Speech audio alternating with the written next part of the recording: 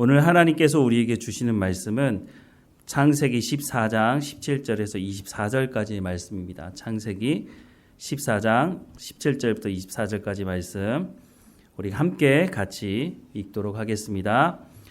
아브라함이 그돌라오멜과 그와 함께한 왕들을 쳐부수고 돌아올 때에 소돔 왕이 샤웨 골짜기 곧 왕의 골짜기에 나와 그를 영접하였고 살렘 왕 멜기세덱이 떡과 포도주를 가지고 나왔으니 그는 지극히 높으신 하나님의 제사장이었더라. 그가 아브라함에게 축복하여 이르되 천지의 주제시오 지극히 높으신 하나님이여 아브라함에게 복을 주옵소서.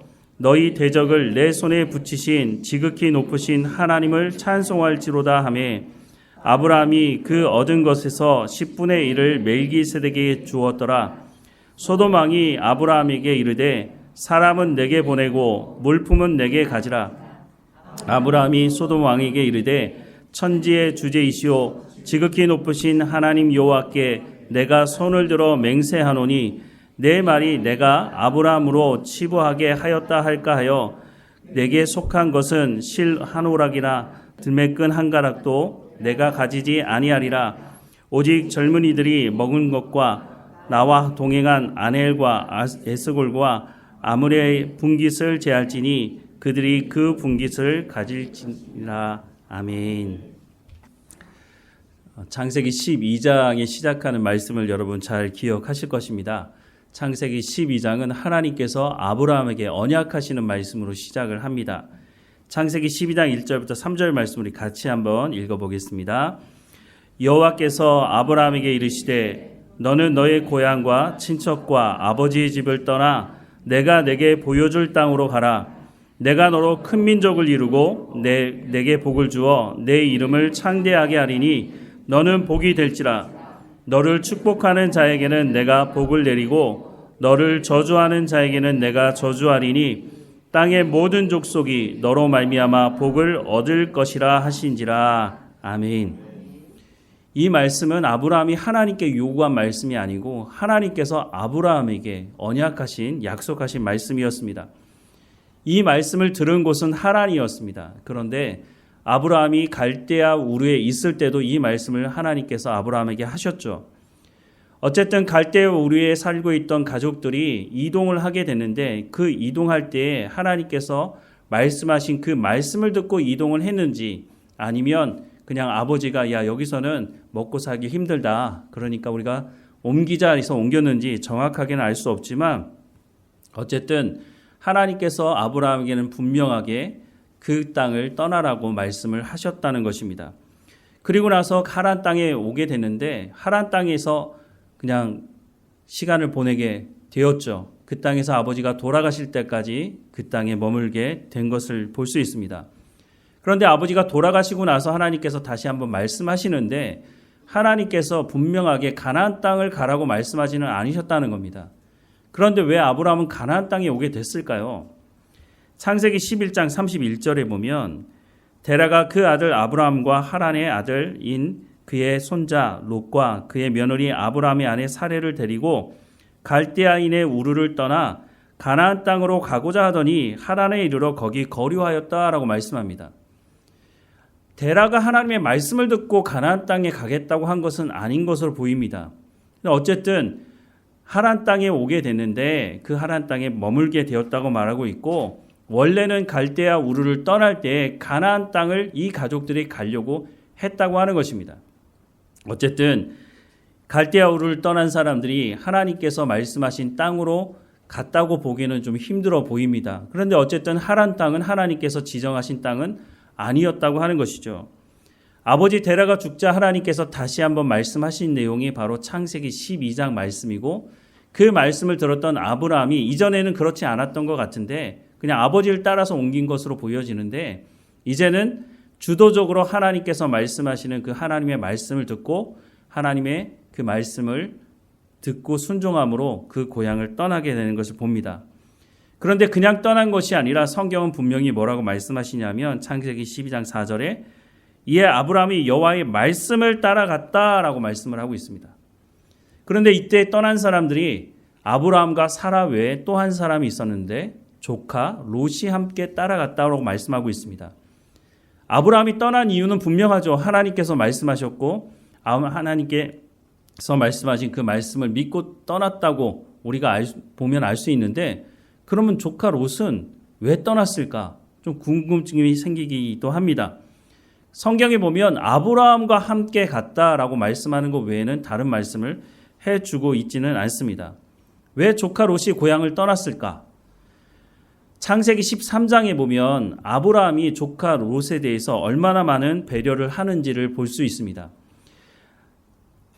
목자들이 서로 더 좋은 목초지를 누가 차지할 것인가를 위해서 서로 싸우게 됐죠. 그때 아브라함이 경제적인 자기가 큰 손실을 볼 수 있는 상황임에도 불구하고 조카 롯에게 먼저 결정하라고 얘기하고, 조카 롯은 그것을 따라서 더 좋은 땅으로 갔던 것을 보게 됩니다. 아마도 평소에 아브라함은 조카 롯을 잘 돌봐주었던 것으로 보여집니다. 왜냐하면 그 아버지도 이미 죽었기 때문에 혼자 남겨진 이 조카 롯을 잘 챙겼던 것으로 보여집니다. 그러니까 조카 롯도 내가 저 삼촌을 따라가게 되면 나를 평소에도 잘 돌봐줬던 그 삼촌이 나를 잘 돌봐주지 않을까? 이런 생각을 가지고 함께 가지 않았나 하는 생각을 합니다. 그런데 이런 선택이 조카 롯에게는 정말 좋은 선택이었다는 것을 알 수 있는데, 아브라함 때문에 큰 부자가 되죠. 아브라함이 애굽에 내려갔다가 큰 부자가 되어서 올라올 때 보니까 조카 롯에게도 아브라함이 자기가 받았던 그 많은 것들 중에 일부를 주었던 것으로 보여집니다.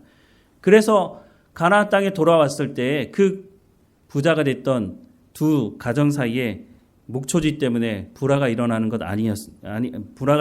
것을 우리가 알 수 있었던 것을 봅니다. 어쨌든 조카 롯은 아브라함 때문에 큰 부자가 된 것이 맞는 것 같습니다. 그런데 이렇게 된 걸로 보면 조카 롯의 입장에서는 자기가 노력해서 부자가 된 것도 아니니까 아브라함 삼촌에 대해서 감사하는 마음을 가져야 되지 않겠습니까?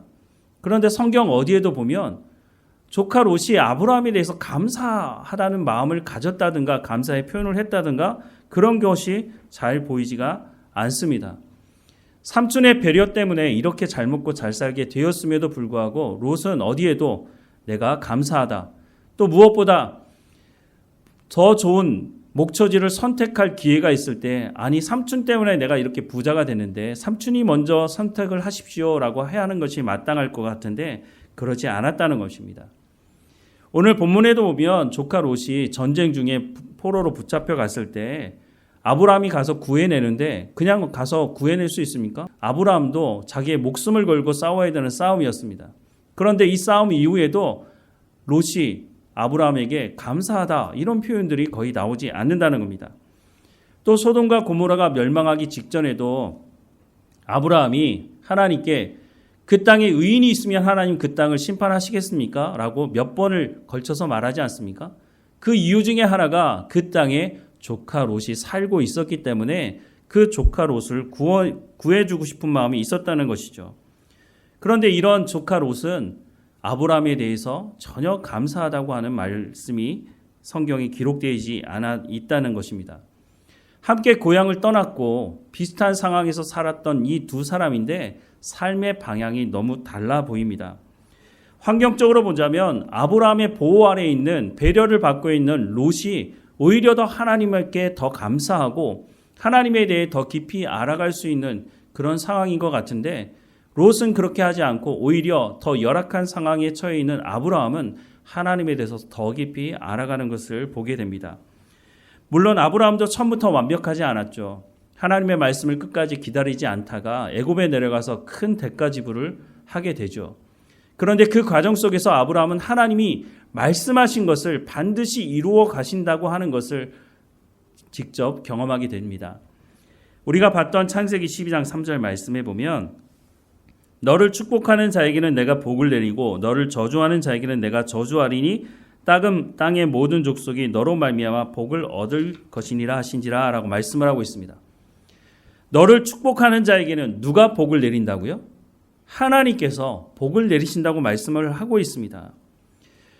마태복음 5장 16절 말씀에 보면 이같이 너희 빛이 사람 앞에 비치게 하여 그들로 너희 착한 행실을 보고 하늘에 계신 너희 아버지께 영광을 돌리게 하라라고 말씀합니다.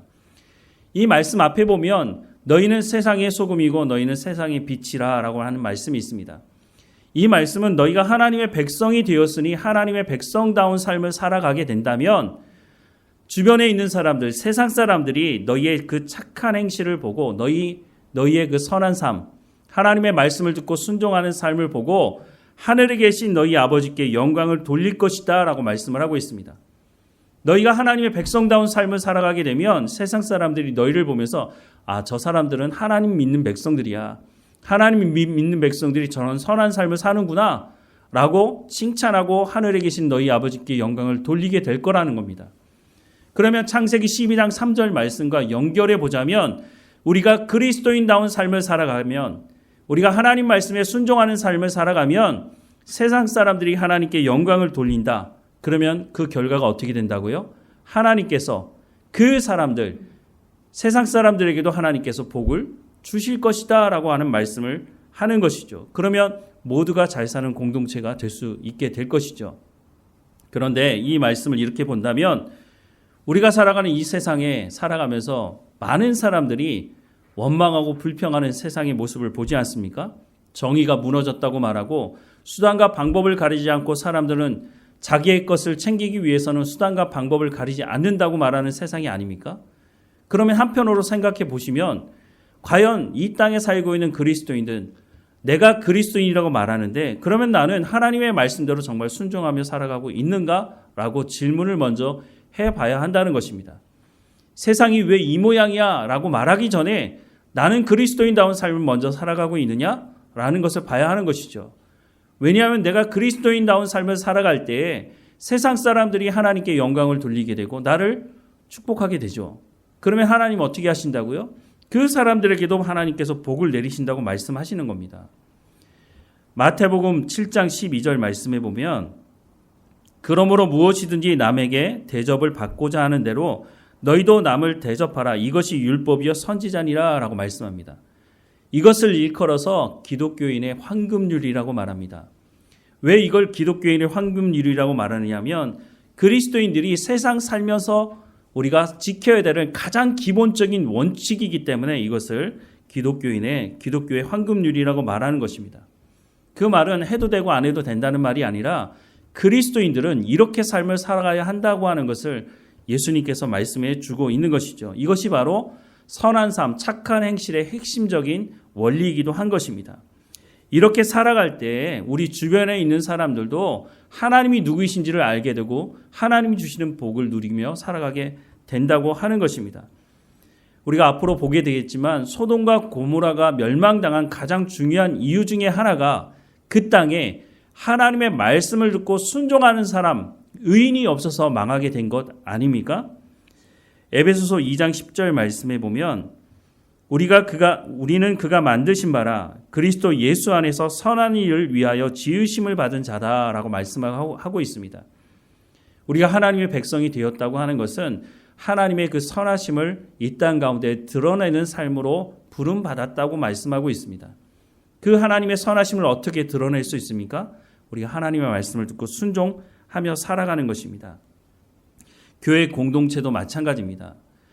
좀 전에 읽었던 마태복음 7장 12절 말씀을 다시 보면 그러므로 무엇이든지 남에게 대접을 받고자 하는 대로 너희도 남을 대접하라. 이것이 율법이요 선지자니라 라고 말씀을 하고 있습니다. 어떤 사람들은 교회에 와서 이 교회는 왜 이렇게 사랑이 없어? 이렇게 말하는 경우가 있습니다.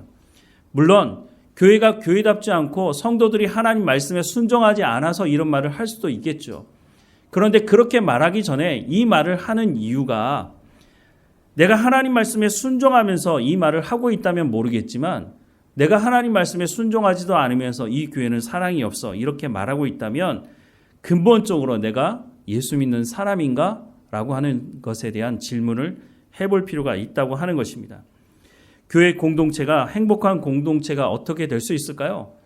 당신부터 그렇게 하라고 하는 것이 아니라 내가 먼저 조금 전에 읽었던 그 기독교의 황금률이라고 하는 대접을 받고자 하는 대로 너희가 먼저 대접하라고 하는 그 말씀을 내가 먼저 순종하며 살아갈 때에 하나님께서 어떻게 하신다고요?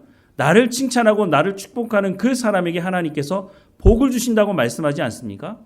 그러면 화목하고 하나님으로부터 칭찬받는 교회가 되기 위해서는 내가 먼저 하나님 말씀을 듣고 순종하는 삶을 살아가면 하나님께서 나에게 복을 주실 뿐만 아니라 나를 축복하는 그 사람도 하나님께서 복을 주시겠다고 말씀하고 있으니 이것은 하나님의 약속이니까 그러면 우리 교회 공동체가 하나님 보시기뿐만 아니라 우리 스스로 보기에도 행복한 하나님 마음을 기쁘시게 하는 교회 공동체가 될 수 있다고 하는 것입니다. 이것을 말로만 하는 것이 아니라 우리의 손과 발로 해야 하는 것입니다. 그러니까 누군가 만나면 야 우리 밥 먹으러 가자. 내가 밥 사줄게. 이렇게 먼저 말씀을 하셔야 한다는 겁니다. 누가 나 밥 사줄 사람 없나 이렇게 찾아보는 것이 아니라 내가 먼저 밥 먹으러 가자고 그렇게 말하는 것입니다. 우리가 뭐 밥 먹는데 엄청난 돈을 쏟는 것도 아니지 않습니까? 거기에 마음을 쏟고 우리의 마음을 하나님의 마음에 합한 삶을 살아가야 한다고 말씀을 하고 있는 것입니다. 그러니까 밥만 먹으면 답니까? 밥만 먹으라는 말이 아니라 밥 먹으면서 그 사람의 사정도 들어보고 기도의 제목이 무엇인지 듣고 그 사람을 위해서 내가 기도할 때마다 함께 기도하는 시간을 갖는 것이죠. 그것이 바로 우리가 하나님 앞에 복을 받는 교회가 복을 받는 길이기도 한다고 하는 것입니다. 그런데 반대의 경우도 말씀하고 있죠. 하나님께서 하나님의 사람들을 저주하는 사람들에 대해서 어떻게 한다고 말씀합니까? 하나님께서 그 사람을 저주한다고 말씀을 하고 있습니다. 아브라함이 물론 실수함으로 애굽 땅에 내려가긴 했지만 아브라함이 애굽 땅에 내려가서 자기의 아내를 빼앗기는 일이 벌어졌습니다. 그때 하나님 어떻게 하셨느냐? 창세기 12장 15절부터 17절 말씀해 보니까 바로의 고관들도 그를 보고 바로 앞에서 칭찬함으로 그 여인을 바로의 궁으로 이끌어들인지라. 이에 바로가 그로 말미암아 아브라함을 후대하여 함으로 아브라함이 양과 소와 노비와 암수 나귀와 낙타를 얻었더라. 여호와께서 아브라함이 아내 사레의 일로 바로와 그 집에 큰 재앙을 내리셨다라고 말씀합니다. 물론 아브라함 입장에서는 아내를 빼앗긴 게 맞습니다. 그런데 바로가 아브라함의 아내를 빼앗아 갔습니까? 누이라고 얘기하니까 아내가 아니라고 말했으니까 그 누이를 데려갔는데 그냥 데려간 것도 아니고 후대했다고 말씀하고 있지 않습니까? 아브라함에게 양과 소와 나비와 암수 나귀와 낙타를 주었다고 말하고 있습니다. 많은 것을 주었으니 바로는 자기의 할 바를 다 했고 아내를 얻기 위해서 그렇게 한 것으로 보여지는데 하나님 어떻게 하셨다고요? 바로뿐만 아니라 바로의 온 집안 왕실 전체에 큰 재앙을 내리셨다고 말씀하고 있습니다. 이 재앙으로 사람이 죽었는지 어떤 큰 병에 걸렸는지 모르겠지만 바로가 알아차릴 만큼 큰 재앙이 그 집안에 내렸다라고 말씀을 하고 있습니다. 아니 바로 입장에서 보면 내가 속인 것도 아니고 대가를 충분히 지불했는데 왜 이런 일이 벌어졌는지 도대체 이해를 못하는 것이죠. 그런데 하나님의 입장에서 보면 어떻습니까? 사라는 아브라함과 사라를 통해서 이삭이 나야 하고 더 길게 보자면 예수님이 그 혈통을 통해서 나와야 하는 것 아닙니까? 하나님은 아브라함을 부르실 때 약속하셨습니다. 너를 통해서 한 큰 민족을 이루겠다고. 그러니까 바로가 사라를 데려가게 된 것은 하나님의 말씀 앞에 하나님을 대적한 것으로 보여지는 것입니다. 그러니 하나님의 사람이었던 아브라함을 대적하는 것이 되고 마는 것이죠. 하나님께서 말씀하신 대로 너를 저주하는 사람을 어떻게 하시겠다고요? 내가 저주하시겠다고 하나님께서 말씀하신 그 말씀대로 하나님께서 이루시는 것을 보게 되는 것입니다. 이 과정을 통해서 아브라함은 하나님께서 말씀하신 것은 하나님께서 반드시 이루신다라고 하는 것을 자기가 직접 경험하게 된 것이죠.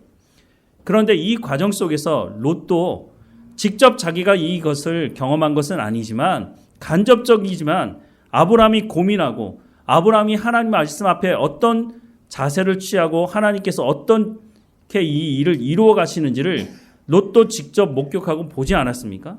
그런데 이 시간을 통해서 아브라함은 하나님에 대해서 더 깊이 알아가고 있는데 롯은 그 옆에서 여전히 하나님이 어떤 분이신지를 전혀 파악하지 못하고 있다는 것입니다. 그러니까 가나안 땅에 왔을 때 아브라함의 목자와 롯의 목자가 다투게 되었을 때 뭐라고 얘기합니까? 창세기 13장 8절부터 11절 말씀에 보면 아브라함이 롯에게 이르되 우리는 한 친족이라 나나 너나 내 목자나 내 목자나 서로 다투게 하지 말자. 내 앞에 온 땅이 있지 아니하냐. 나를 떠나가라. 내가 좌하면 나는 우하고 내가 우하면 나는 좌하리라. 이에 롯이 눈을 들어 요단 지역을 바라본즉 소알까지 온 땅의 물이 넉넉하니 여호와께서 소돔과 고모라를 멸하시기 전이었으므로 여호와의 동산 같고 애굽 땅과 같았더라. 그러므로 롯이 요단 온 지역을 택하고 동으로 옮기니 그들이 서로 떠난지라 라고 말씀을 하고 있습니다.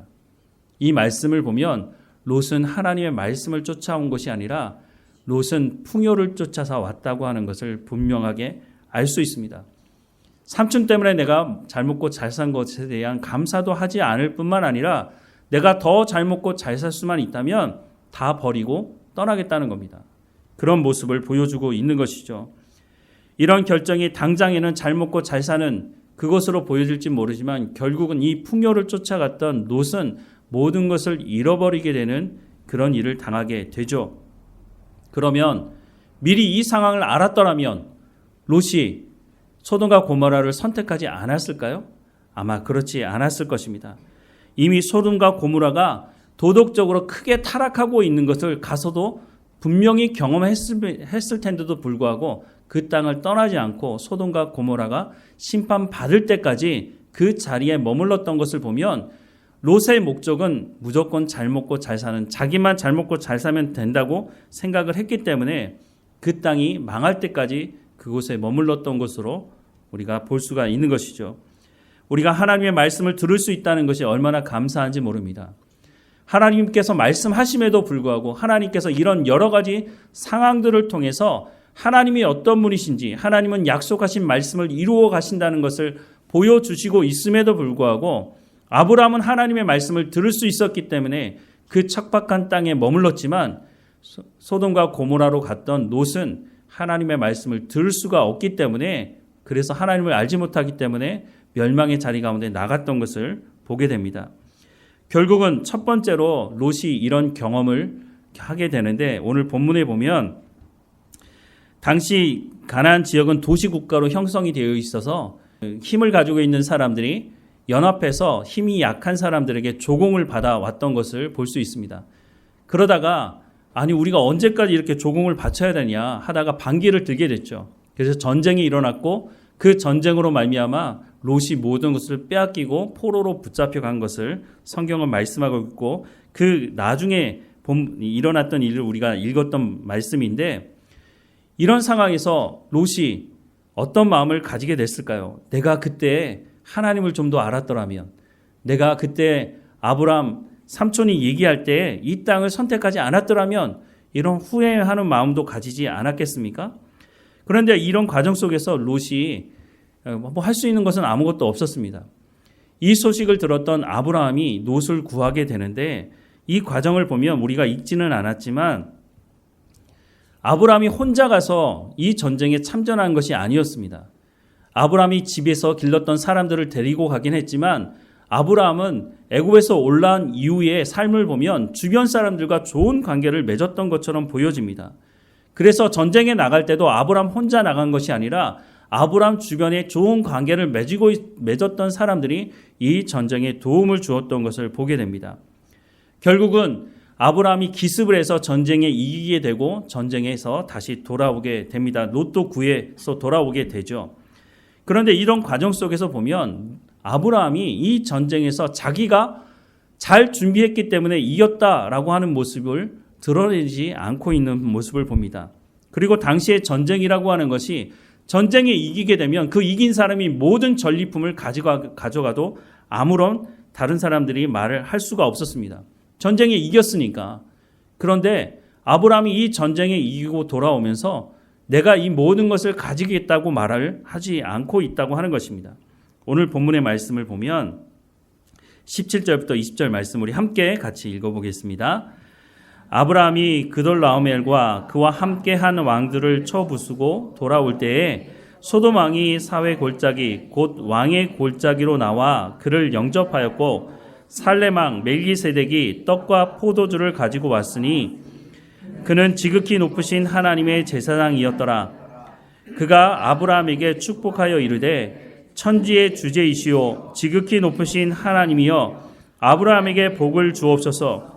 너희 대적을 내 손에 붙이신 지극히 높으신 하나님을 찬송할지로다 하매 아브라함이 그 얻은 것의 10분의 1을 멜기세덱에게 주었더라. 아멘. 아브라함이 전쟁에서 돌아와서 멜기세덱이라는 왕을 만났는데 이 사람에게 자기가 전리품으로 가져왔던 10분의 1을 드렸다라고 말씀을 하고 있습니다. 그러면 10분의 9는 아브라함이 가져도 되는 것 아닐까요? 이 부분은 나중에 뒷부분에 나오는데 아브라함이 10분의 1을 멜기세덱에게 주었다고 하는 것은 10분의 9도 내가 가지지 않겠다고 하는 것을 말하는 것입니다. 우리가 오늘 드리는 11조의 원리도 똑같은데요.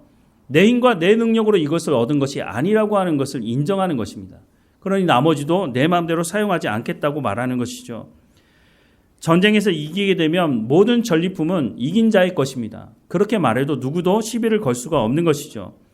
그런데 아브라함은 10분의 1을 멜기세덱에게 줌으로 말미암아 이 전쟁은 내 힘과 내 능력으로 승리한 것이 아니라고 하는 것을 인정하고 있는 것입니다. 이 전쟁이 하나님의 손에 달려 있는 것이었고 하나님께서 승리하게 하셨기 때문에 내가 이 전쟁에 이겼다고 하는 것을 사람들 앞에 10분의 1을 드림으로 인정하고 있는 것이죠. 우리가 보았던 21절부터 24절 말씀도 계속 보면 소돔 왕이 아브라함에게 이르되 사람은 내게 보내고 물품은 내가 가지라. 아브라함이 소돔 왕에게 이르되 천지의 주제이시오 지극히 높으신 하나님 여호와께 내가 손을 들어 맹세하노니 내 말이 내가 아브라함에게 치부하게 하였다 할까 하여 내가 속한 것은 실 한 오락이나 들매끈 한 가닥도 내가 가지지 아니하리라.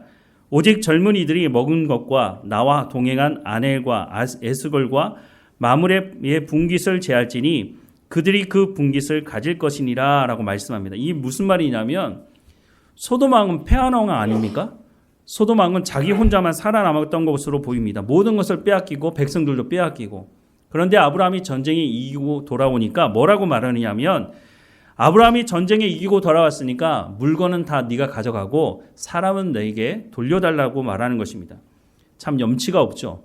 자기가 전쟁에 나가서 이긴 것도 아니고 아브라함이 이기고 돌아왔는데 그러면 그 사람들도 아브라함이 내가 가지겠다고 말하면 할 말이 없는데 소돔 왕이 와서 하는 말이 야 물건은 가져도 되는데 사람은 내게 달라고 말합니다. 이게 무슨 말일까요? 자신이 계속 왕이 되고 싶다는 거죠. 그런데 아브라함이 뭐라고 말합니까? 22절 말씀을 다시 보면 아브라함이 소돔 왕에게 이르되 천지의 주제이시오 지극히 높으신 하나님 여호와께 내가 손을 들어 맹세하노니 이 전쟁은 하나님께서 이기게 하신 것이다 라고 말하면서 뭐라고 말하느냐면 내 말이 내가 아브라함에게 치부하게 하였다 할까 하여 이게 무슨 말이냐면 아브라함이 부자가 된 건 내가 아브라함에게 물질을 양보했기 때문이야. 이 말을 듣고 싶은 거죠. 아브라함이 몰랐던 게 아니죠. 그래서 뭐라고 말합니까? 내가 어떤 것도 가지지 않겠다. 단 나와 함께 전쟁에 함께 참여했던 사람들이 있는데 그 사람들의 몫은 남겨줄 것을 말하고 나는 아무것도 가지고 가지 않겠다라고 말하고 있는 것입니다.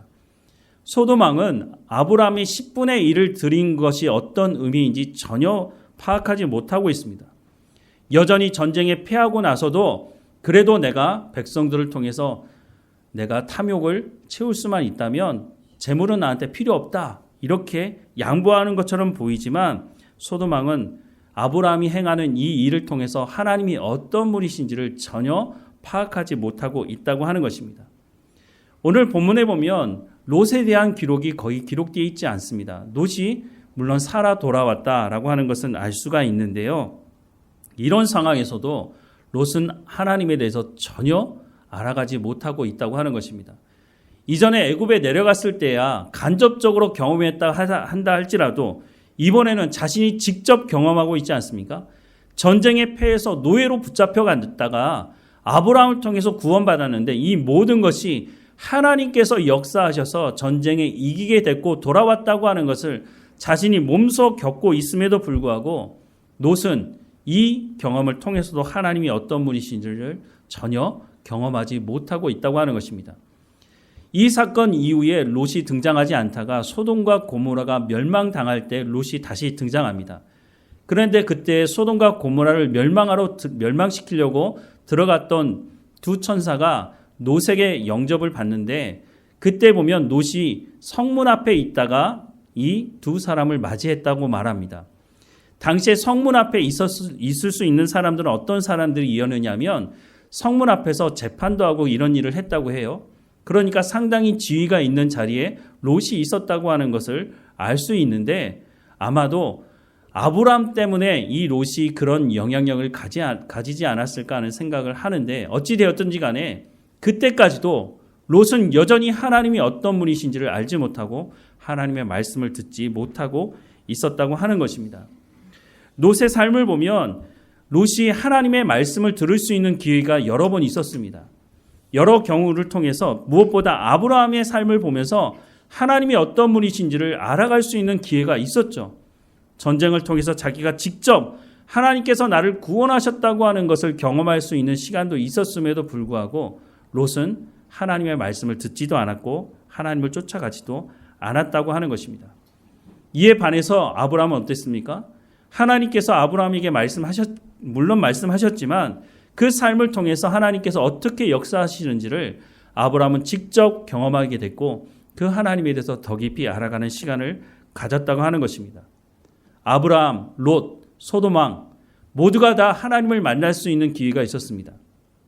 그런데 롯과 소돔왕은 하나님을 알 기회를 박차버리게 된 것이죠. 같은 시대를 살아갔지만 삶의 방향이 완전히 다른 삶을 살아가게 됩니다. 아브라함은 하나님의 주권을 인정했고 하나님의 말씀을 듣고, 물론 아브라함이 여러 차례 실수하기도 하지만 그 실수 속에서도 여전히 아브라함은 하나님의 말씀을 듣고 순종하는 삶을 살아감으로 믿음의 장성한 분량에 이르게 되었지만, 롯이나 소돔왕은 그러지 못하고 오직 풍요만 쫓아가다가 멸망의 길을 갔던 것을 보게 됩니다. 사랑하는 여러분, 오늘 우리도 마찬가지입니다. 오늘 우리도 하나님께 말씀을 듣지 않습니까? 아브라함만 하나님의 말씀을 들을 수 있는 것이 아니라 이 시대도 하나님을 말씀하시고 이 시대를 살아가는 우리에게도 아브라함이 가졌던 그 믿음의 장성한 분량까지 하나님께서 우리를 이끌어가기 원하신다고 말씀하고 있습니다. 하나님께서 말씀하실 때 그 말씀을 듣고 순종하며 그 길을 가느냐 그렇지 않느냐에 따라서 너무나 다른 결과를 오늘 본문은 말씀해 주고 있는 것입니다. 우리가 함께 모여있는 이 교회 공동체를 어떻게 하면 더 풍요롭게 만들 수 있을까? 앞서 말씀을 드렸지만 내가 먼저 하나님 말씀을 듣고 순종하는 삶을 살아가면 하나님께서 나를 통해서 내 주변에 있는 사람들에게도 복을 주신다고 말씀해 주고 있는 것입니다. 교회뿐만 아니라 우리의 가정도 마찬가지입니다. 내가 먼저 예수 믿는 사람이었다면, 내가 먼저 예수를 믿는 사람이라면 내가 먼저 하나님 말씀을 듣고 순종하면 되는 것입니다. 가정에 돌아가서 우리 가정은 왜 이럴까? 그렇게 말해봐야 무슨 소용이 있습니까? 내가 먼저 하나님의 부름받은 사람이라면 하나님의 말씀을 듣고 내가 먼저 순종한다면 하나님께서 나를 통해서 내 가족들을 하나님께서 복 주셔서 예수 믿게 하실 것이고, 내가 먼저 하나님 앞에 온전한 삶을 살아가게 된다면 하나님께서 나를 통해서 역사하신다고 말씀해 주고 있는 것입니다. 내가 있는 곳이 교회이든지 가정이든지 어느 곳에 있든지 내가 깨어서 하나님의 말씀에 순종하는, 물론 나도 실수할 수 있겠죠. 나도 엎어질 때가 있겠죠. 하지만 먼저 깨어서 나를 낮추고 하나님 말씀에 순종하며 살아간다면 하나님께서 나를 통해서 그 공동체를 복되게 하신다고 말씀해 주고 있는 것입니다. 아무리 하나님께서 말씀하셔도 듣지 않으면 이런 일은 우리의 삶 가운데 일어나지 않는 것입니다. 아브라함이 하나님의 말씀을 듣고 순종하였던 것처럼 오늘 우리도 하나님의 말씀을 듣고 순종함으로 아브라함 주변에 있는 사람들이 함께 복을 누렸던 것처럼 내가 당신을 만나서 내가 이 복을 누린다고 하는 말을 아브라함만 듣는 것이 아니라 오늘 우리도 들을 수가 있다고 하는 것입니다. 그래서 우리가 이 복을 누리며 또한 하나님 주시는 복을 흘려보내는 우리의 삶이 되기를 주님의 이름으로 축원합니다. 사랑하는 하나님, 아브라함을 부르셔서 아브라함을 복의 통로로 사용하셔서 하나님 주변에 있는 사람들에게 하나님이 누구이신지를 아브라함을 통해서 보여주시고 좋은 관계를 맺게 하신 그 사람들이 아브라함을 통해서 또한 하나님께서 복 주시는 그 복이 그들 가운데도 임하였던 것을 보게 됩니다. 하지만 하나님의 말씀을 듣지 않는 사람들은 끝까지 하나님 그 복을 누리지 못하는 것 또한 보게 됩니다. 하나님, 우리가 깨어 있게 하셔서 먼저 하나님 말씀에 순종하게 하시고 우리가 있는 가정과 교회와 우리가 일하는 일터 속에서 우리가 하나님의 백성으로 온전히 살아가게 하셔서 우리를 통해서 그들 가운데 하나님을 아는 복이 있게 하시고 하나님 주시는 복을 함께 누리는 공동체가 되어질 수 있도록 우리가 먼저 헌신하며 낮아지게 하시고 우리가 깨어있는 삶을 살아갈 수 있도록 은혜를 베풀어 주옵소서. 하나님, 우리 가운데 고난이 있을 때에 하나님의 말씀을 온전히 붙들고 하나님의 주권을 인정하며 하나님의 약속의 말씀을 붙들고 살아가게 하셔서 우리의 삶을 통해서 하나님이 어떤 분이신지가 더 많이 드러날 수 있도록 은혜를 허락해 주옵소서. 하나님, 우리가 있는 곳이 하나님의 나라가 되게 하시고 우리를 통해서 하나님의 나라가 확정되어지는 것을 볼 수 있도록 은혜를 허락해 주옵소서. 이 한 주일의 삶도 깨어있게 하시고 어느 곳에 있든지 하나님과 동행하게 하시며 하나님, 우리의 삶을 통해서 하나님의 영광이 드러날 수 있도록 우리의 삶을 붙들어 주시고 인도해 주옵소서. 몸이 연약한 성도들은 붙들어 주시고 지혜와 명철이 필요한 성도들에겐 하나님 지혜와 명철을 허락해 주셔서 이 시대를 분별하며 살아가는 우리의 삶이 될 수 있도록 은혜를 허락해 주옵소서.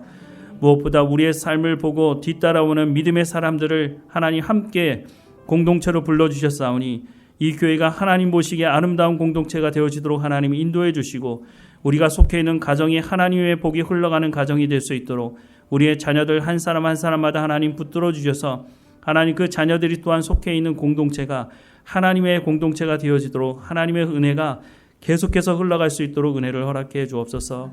날마다 우리와 함께 하시는 하나님 감사드리고 예수님의 이름으로 기도합니다. 아멘.